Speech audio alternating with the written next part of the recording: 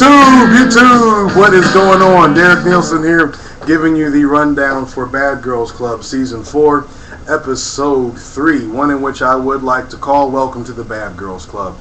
Mainly because in this episode it does get a little crazy, it gets a little wild, and just a tad bit hectic. Jumping straight into the episode, you actually see the episode begin with your bad girls standing around outside by the pool, talking about how Natalie, who is at a hotel currently because she hit Kendra the night before, how Natalie is going to be going home because they no longer want her there, whatever. These ladies are in such accord with each other and having such a great time. The party moves from the poolside to inside the mansion, and they all put on their bikinis and they dancing on the stripper pole, and they've got this move that they're doing that was really, really, really awesome, where they starts off with the lady. She's got her back against the wall, and she puts her hands on the ground, her feet up on the wall, and she's almost at like a 45-degree angle, and she's popping the booty. And it was just, you saw Annie do it. She tried. And Annie, you get an A for effort, gold star for you, darling. You're right with me. You see Portia do it. I told y'all she had some booty. Some of y'all didn't fucking believe me, but I'm telling you, she has some ass. And then you've got Flo, who does it. And, man, all of them, ladies, you're all great, man. I wish everyone else would have taken a turn as well. Like all good things in life, though, they must come to an end. And this party comes to a screeching halt once Natalie comes back home. Once Natalie gets there, you've got Portia and you've got Flo, who all go to talk to her and whatnot, see what's going on. They're picking her brain and all that. And Portia doesn't want to hear what Natalie's got to say after a while, so she basically gets up, walks away, does her own thing. Flo, who is mesmerized, I'd imagine, by Natalie Nunn's magic nipples, decides to go ahead and stick around and stay and hear what the hell Natalie's got to say.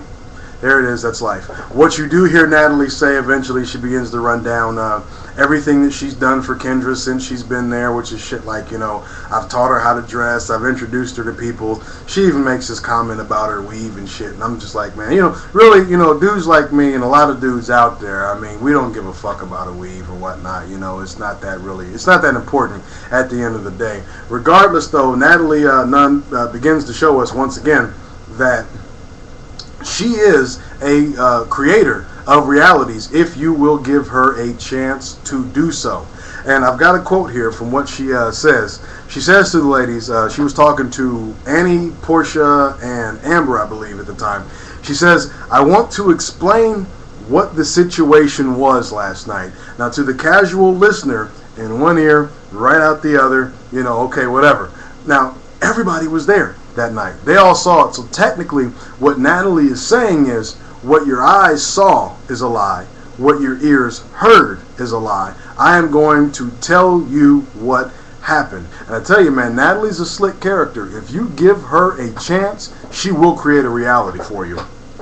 Regardless of all that, it goes on to Natalie actually saying that if one person objects to her being in the house, that she will leave. Now, we had this happen before in a similar situation last season when Aaliyah put her fate in the hands of one of the Ambers. And, and she said to Amber, listen, if you want me gone, I'll leave. Amber said, well, then pack your bags and get the fuck out. And sure enough, that's what Aaliyah did. So you would think that Natalie would say something like this, knowing that there is a chance that she will have to immediately pack her bags and leave. So we'll go right back and say what Natalie said. If one person objects to me being here, I will leave. And what happens? Amber jumps up, new Amber, not old Amber. She jumps up, she says, well, I object. Turns right around, walks out the room, her titties leading the way. Natalie says, well, some shit like, well, you didn't listen to my spiel.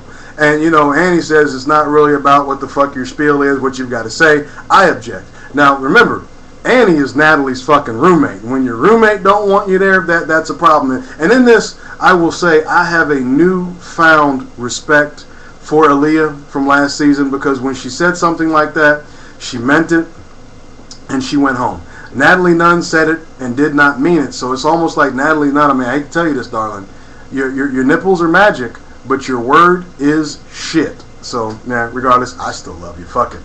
What they ended up doing, the bad girls, they gave the power to Kendra.